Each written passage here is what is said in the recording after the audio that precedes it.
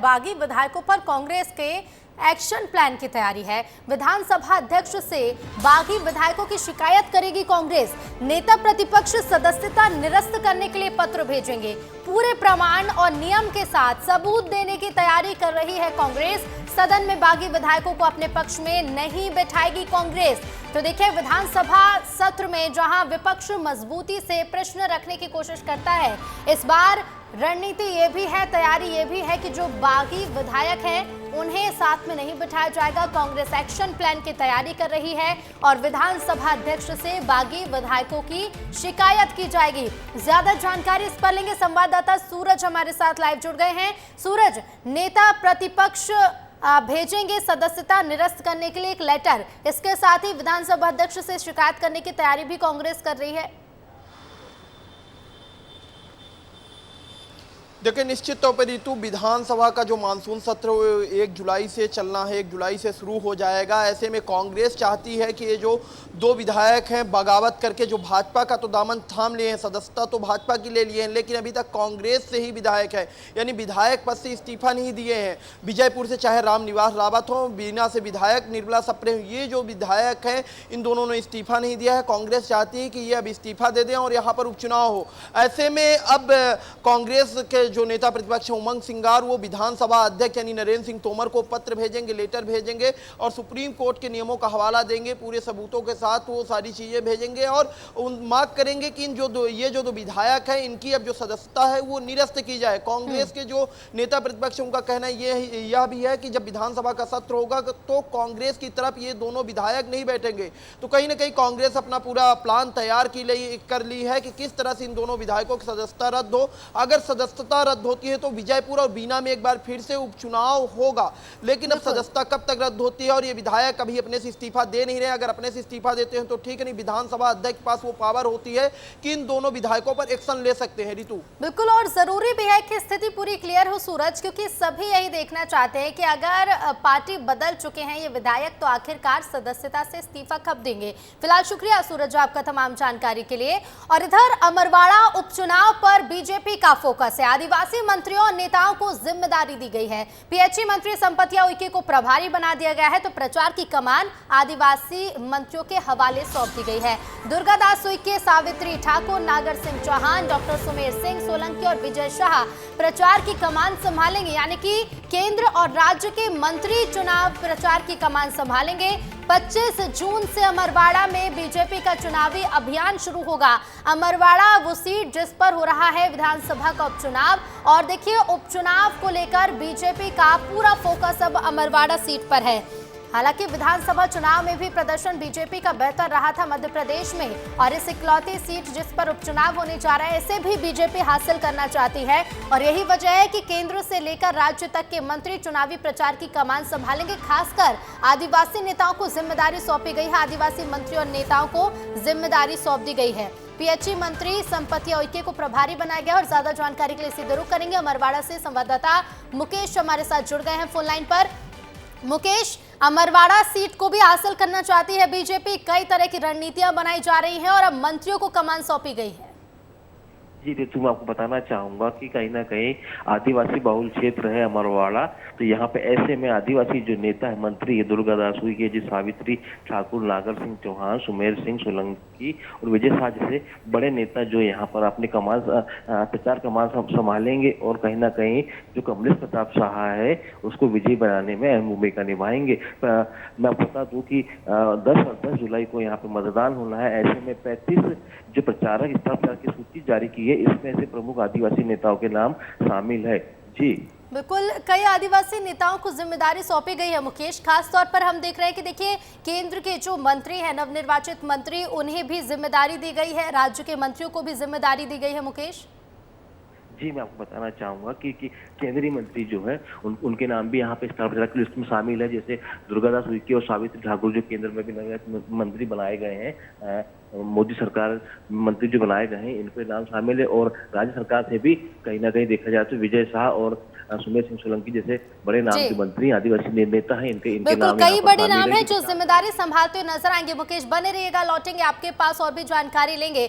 और चलिए आगे बढ़ेंगे, एक और खबर का रुख कर लेते हैं। खबर है छिंदवाड़ा से, क्योंकि छिंदवाड़ा बंद आंदोलन को फिलहाल स्थगित कर दिया गया है। इसके पीछे प्रदेश के मुखिया सीएम मोहन यादव ने व्यक्तिगत संपर्क कर गौ रक्षा अधिनियम से संबंधित सभी विषयों को लागू करने और चर्चा करने के लिए उन्हें भोपाल बुलाया गया। साथ ही 29 जून को उनके छिंदवाड़ा प्रस्तावित दौरे पर अलग से चर्चा करने की बात भी कही है।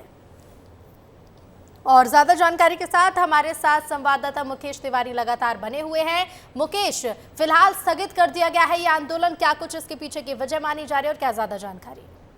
जी, मैं आपको बताना चाहूंगा रितु, सकल हिंदू समाज ने एक आह्वान किया था कि सिवनी जिले में जो गोवंश की हत्या की गई थी उसको लेकर छिंदवाड़ा आज बंद का आह्वान किया गया था, लेकिन कहीं ना कहीं मुख्यमंत्री मोहन यादव से उनकी चर्चा हुई, व्यक्तिगत रूप से चर्चा की, पुलिस प्रशासन की मौजूदगी में उनसे चर्चा की गई, बैठक की गई, एक लंबे दौर की बैठक चली। उसमें नतीजा निकला कि छिंदवाड़ा बंद का आह्वान वापस लिया जाए और जो अधिनियम बने हैं उसके तहत जो कार्रवाई की जा रही है उससे कहीं ना कहीं सनातन धर्म और हिंदू धर्म और जो सकल हिंदू समाज के जो लोग हैं संतुष्ट है, इसीलिए छिंदवाड़ा बंद का आह्वान कैंसिल किया गया है।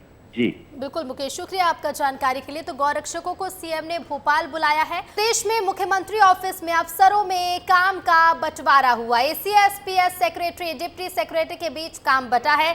26 अफसरों की टीम केंद्र और राज्य की योजनाओं पर अमल कराएगी। नोट शीट की निगरानी करेंगे एसीएस राजेश राजौरा। मंत्री, विधायक और अफसर की नोट शीट देखी जाएगी। तो मुख्यमंत्री ऑफिस में अफसरों में काम का बंटवारा हो चुका है। ACS, PS secretary, deputy secretary के बीच काम बांट दिया गया है। 26 अफसरों की टीम केंद्र राज्य की योजनाओं पर अमल कराएगी। तो 26 अफसरों की ये टीम होगी जो योजनाओं पर अमल कराएगी। नोट शीट की निगरानी करेंगे एसीएस राजेश राजौरा। तो वहीं मंत्री, विधायक और अफसर की नोट शीट देखी जाएगी।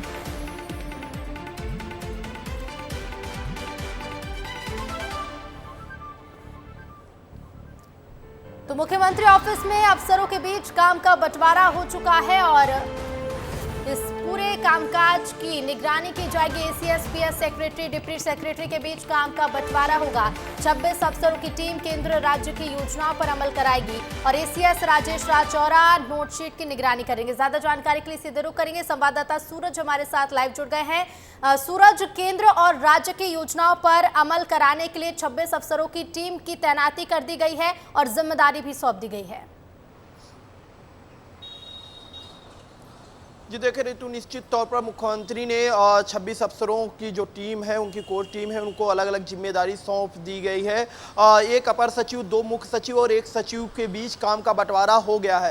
राजेश राजौरा जहां अपर सचिव होंगे, वहीं 2 मुख्य सचिव भी बनाए गए हैं। संजय शुक्ला और राघवेंद्र सिंह को मुख्य सचिव बनाया गया, वहीं भरत यादव को सचिव बनाया गया है। काम का जो बंटवारा किया गया वो मैं बता देता हूँ। संजय शुक्ला जो प्रमुख सचिव बनाए गए हैं रितु, उन्हें समान प्रशासन, कार्मिक, गृह, वित्त और विधि जैसे अन्य विभाग दिए गए हैं। वहीं भरत यादव जो सचिव बनाए गए हैं रितु, उन्हें जनसंपर्क, लोक निर्माण, राजस्व, पीएचई जैसे अन्य विभाग दिए गए हैं। वहीं संजय शुक्ला के साथ राघवेंद्र सिंह भी एक मुख्य सचिव बनाए गए, उनको भी विभाग दिए गए हैं। स्कूल शिक्षा और उच्च शिक्षा, पर्यावरण, पर्यटन, ये सारे विभाग ये सचिव देखेंगे। तो कहीं ना कहीं मुख्यमंत्री की जो टीम है, ये टीम अब कार्य में लग जाएगी। इन्हें अलग अलग विभाग दे दिए गए और इन विभागों की जो निगरानी है ये करेंगे, काम देखेंगे। एक अपर सचिव समेत 2 मुख्य सचिव और 1 सचिव के बीच अब काम का बंटवारा हो चुका है रितु। बिल्कुल, और इसके साथ ही सूरज देखिए, मंत्री, विधायक और अफसरों की नोट शीट भी देखी जाएगी। इसे लेकर क्या ज्यादा जानकारी आपके पास? देखिए निश्चित तौर पर ये जो सचिव हैं, चाहे अपर मुख्य सचिव हों और 2 मुख्य सचिव हों और 1 सचिव हों, ये मंत्री विधायकों के भी जो नोट सीट होती है वो सारे काम देखते हैं, क्योंकि मुख्यमंत्री के टीम के ये कोर टीम के सदस्य माने जाते हैं। ऐसे में कहीं ना कहीं अब जो है अब अच्छे से काम हो पाएगा। जो योजनाएं होंगी उन योजनाओं पर भी ये सब देख रेख रखेंगे। योजनाएं कैसे इंप्लीमेंट हो रही हैं इस पर भी देख रेख करेंगे। तो राजेश राजौरा जो अपर मुख्य सचिव बनाए गए हैं, सबसे ज्यादा जिम्मेदारी उन्हीं के ऊपर होगी। मेन योजनाओं पे फोकस करना, ये इंप्लीमेंट कैसे हो रही है, इनकी सारी जानकारी रखना राजेश राजौरा का काम होगा। बाकी जो 2 मुख्य सचिव बनाए गए हैं वो भी अपने अपने विभाग, जो विभाग दिए गए हैं उन विभागों की जिम्मेदारी रखेंगे, उनका काम काज देखेंगे। साथ में जो 1 सचिव बनाए गए उनको भी जो विभाग दिए गए उन विभागों की जिम्मेदारी उनके पास होगी रितु। बिल्कुल सूरज, फिलहाल शुक्रिया आपका जानकारी के लिए। तो देखिए, जिम्मेदारी अब अफसरों को सौंप दी गई है और 26 अफसरों की टीम है जो जिम्मेदारी को संभालेगी। आगे बढ़ेंगे, बात करेंगे भोपाल की हमीदिया हॉस्पिटल से महिला कैदी फरार हो गई। महिला कैदी को पुलिस ने कुरवाई से गिरफ्तार किया है। फरार कैदी अपने परिजनों से मिलने कुरवाई पहुंची थी। मुखबिर सूचना पर फरार महिला कैदी को गिरफ्तार कर लिया गया है। तो बता दें कि हमीदिया हॉस्पिटल से एक महिला कैदी फरार हो गई थी। इलाज के लिए इस महिला कैदी को हमीदिया हॉस्पिटल लाया गया था, जहां से महिला कैदी फरार होकर कुरवाई पहुंची थी।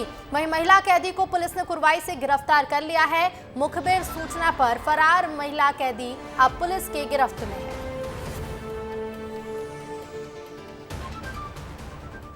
मध्य प्रदेश विधानसभा का मानसून सत्र 1 जुलाई से शुरू हो रहा है। विधानसभा को लेकर बागी विधायकों को लेकर रणनीति बना रही है। विजयपुर और बीना विधायकों को मानसून सत्र के दौरान सदन में अपने साथ नहीं बिठाएगी कांग्रेस। सख्त रवैया अपनाते हुए बागियों की सदस्यता को समाप्त करने के लिए कांग्रेस विधानसभा में आवेदन देगी। कांग्रेस का आरोप है कि दोनों विधायकों ने बीजेपी के लिए चुनावी प्रचार किया था और अब इन दोनों बागी विधायकों पर कांग्रेस सख्ती बरतती हुई नजर आएगी। मध्य प्रदेश के पूर्व सीएम और राज्यसभा सांसद दिग्विजय सिंह के बेटे जयवर्धन सिंह ने कृषि मंत्री शिवराज सिंह चौहान के बेटे कार्तिकेय चौहान पर तंज कसा। एक कार्यक्रम के दौरान उन्होंने कहा कि आजकल तो बुद्धनी का नेतृत्व हवा में उड़ रहा है। हमारे पूर्व सीएम शिवराज जी के परिवार के सदस्य बड़ी बड़ी बातें कह रहे थे। इशारों ही इशारों में जयवर्धन सिंह ने शिवराज सिंह चौहान पर निशाना साधा। कहा कि शिवराज सिंह चौहान ने दिल्ली को नतमस्तक कर दिया। गौरतलब है कि कुछ दिनों पहले कार्तिकेय चौहान का एक वीडियो वायरल हुआ था, जिसमें कार्तिकेय बोलते हुए नजर आ रहे थे कि शिवराज सिंह चौहान कश्मीर से लेकर कन्याकुमारी तक लोकप्रिय हैं, उनके सामने तो दिल्ली भी नतमस्तक है। मुख्यमंत्री शिवराज सिंह जी के परिवार के ये सदस्य कल बड़ी बड़ी बातें कह रहे थे कि शिवराज सिंह चौहान जी ने दिल्ली को नतमस्तक कर दिया। ऐसा घमंड, ऐसा अहंकार, भाई नेता तो वो होता है जो उसके पूरा जीवन जनता के लिए नतमस्तक करता है। अब रेल मंडल प्रबंधक के निर्देशन और मुख्य चिकित्सा के नेतृत्व में भोपाल मंडल में पल्स पोलियो टीकाकरण अभियान चलाया गया। इस अभियान के तहत चलती ट्रेनों और मंडल के सभी बड़े स्टेशनों पर पोलियो की दवा पिलाई गई। इस कार्यक्रम के दौरान हर स्टेशन पर रुक रुक कर मोबाइल टीमों ने बच्चों को पोलियो की दवा पिलाई। यात्रियों ने भी रेलवे प्रशासन के प्रयासों की सराहना की है। तो चलती ट्रेनों में पोलियो की दवा पिलाई गई है। रेलवे प्रशासन के प्रयासों को यात्रियों ने सराहा है। गुजरात में पुलिस कस्टडी से भागे मंदसौर में हत्या के आरोपी का एक वीडियो सोशल मीडिया पर वायरल हो रहा है। इसमें बदमाश ये कह रहा है कि पिपलिया मंडी थाना क्षेत्र में हुई बुजुर्ग महिला की हत्या के मामले से उसका कोई लेना देना नहीं है, उसे गलत फंसाया जा रहा है और कहा कि जल्द ही कोर्ट में सरेंडर भी कर दूंगा। आप सभी पूरी दुनिया के सामने ये कहना चाहता हूँ कि लसूड़िया राठौर में जो हत्या हुई है उससे मेरा कोई लेना देना नहीं है। ना ही मैं कभी उस गांव में गया, ना ही मैंने उसको हत्या करने वाला घर देखा। मेरे को ज़बरदस्ती फंसाया गया है, पता नहीं क्यों फंसाया है, लेकिन परम पिता परमेश्वर के यहाँ देर है अंधेर नहीं है। एक दिन इसका भी न्याय होगा। मातेश्वरी जगदम्बा उनको बताएगी हत्यारों को, और जो हत्यारे हैं वो एक दिन सामने आएंगे। बात करेंगे मध्य प्रदेश के मुख्यमंत्री की। सीएम डॉक्टर मोहन यादव आज जबलपुर जाएंगे। वीरांगना रानी दुर्गावती के बलिदान दिवस कार्यक्रम में सीएम डॉक्टर मोहन यादव शामिल होंगे। नर्रई नाला जबलपुर में हो रहे कार्यक्रम में शामिल होंगे सीएम। वीरांगना रानी दुर्गावती को उनके समाधि स्थल पर नमन करेंगे। तो देखिए, जबलपुर पहुंचने वाले हैं मध्य प्रदेश के मुख्यमंत्री डॉक्टर मोहन यादव और जबलपुर पहुंचने की वजह यह है कि आज महारानी वीरांगना रानी दुर्गावती क्या बलिदान दिवस है और बलिदान दिवस पर जबलपुर में कार्यक्रम रखा गया है, जिसमें प्रदेश के सीएम शामिल होंगे। और जबलपुर में किस तरह का होगा कार्यक्रम को लेकर क्या कुछ तैयारियां हैं, मुख्यमंत्री के पहुंचने को लेकर क्या तैयारियां हैं, सब कुछ आपको विस्तार से बताएंगे। जबलपुर से संवाददाता दुर्गेश साहू जुड़ गए हैं। दुर्गेश, जानकारी दीजिएगा, किस तरह का कार्यक्रम जबलपुर में रखा गया है और क्या कुछ तैयारियां की गई हैं?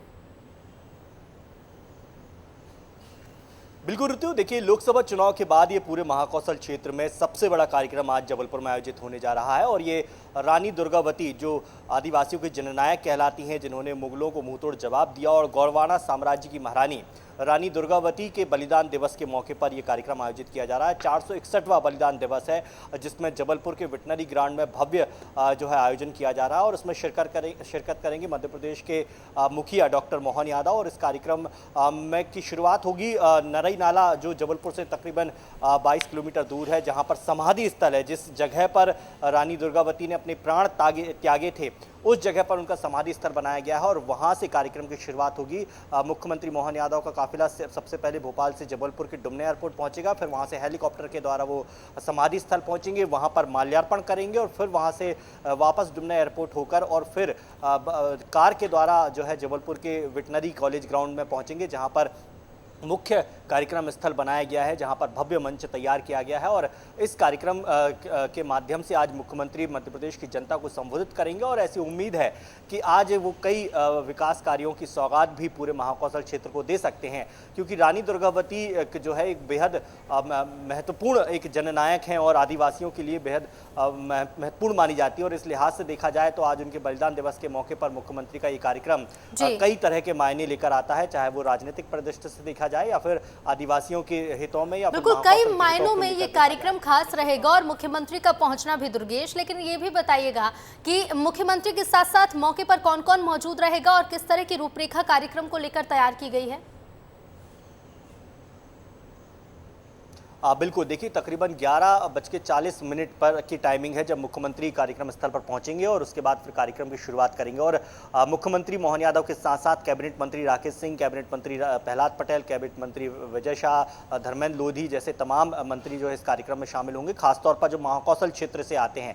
इसके साथ साथ तमाम विधायक गण भी इस कार्यक्रम में शामिल होंगे। आदिवासी क्षेत्रों से बड़ी संख्या में, बड़ी तादाद में लोग आज इस कार्यक्रम में शामिल होने के लिए आ रहे हैं। इसके साथ साथ जो मुख्य बातें हैं इस कार्यक्रम की, पहली बात तो यह है कि मध्य प्रदेश नहीं बल्कि उड़ीसा, महाराष्ट्र और उत्तर प्रदेश से शौर्य यात्राएं निकाली जा रही हैं और जो आज जबलपुर पहुंचेंगी, इस कार्यक्रम स्थल पर पहुंचेंगी, तो निश्चित तौर पर ये शौर्य यात्राएं काफी आकर्षण का केंद्र रहेंगी। दूसरी बात, रानी दुर्गावती के जीवन पर आधारित एक नृत्य नाटिका भी यहाँ पर प्रस्तुत की जाएगी, जो स्थानीय कलाकारों के द्वारा दुर्गेश, बलिदान दिवस है और विशेष कार्यक्रम की तैयारियां भी हैं और यही कार्यक्रम जिसमें मुख्यमंत्री शामिल भी हो रहे हैं। तस्वीरें भी पहुंचाइएगा। फिलहाल शुक्रिया आपका जानकारी के लिए।